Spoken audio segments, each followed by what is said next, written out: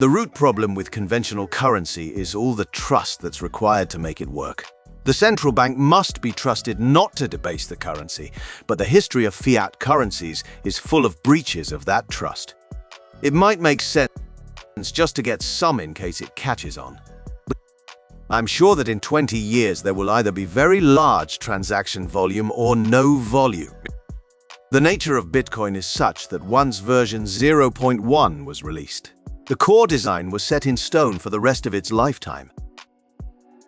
I've been working on a new electronic cash system that's fully peer-to-peer with no trusted third party.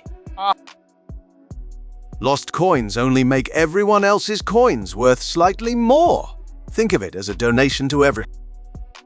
Being open source means anyone can independently review the code. If it was closed source, nobody could verify the security.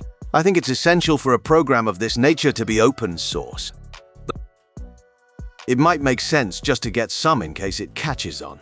If enough people think the same way, that becomes a self-fulfilling prophecy.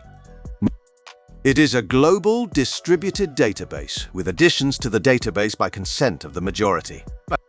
Banks must be trusted to hold our money and transfer it electronically, but they lend it out in waves of credit bubbles with barely a fraction in reserve.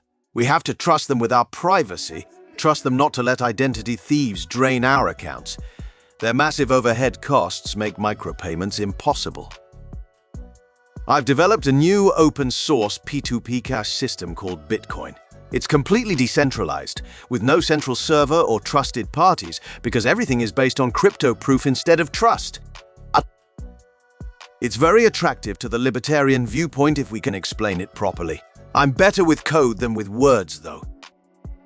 Governments are good at cutting off the heads of a centrally controlled networks like Napster, but pure P2 networks like Nutella and Tor seem to be holding their own.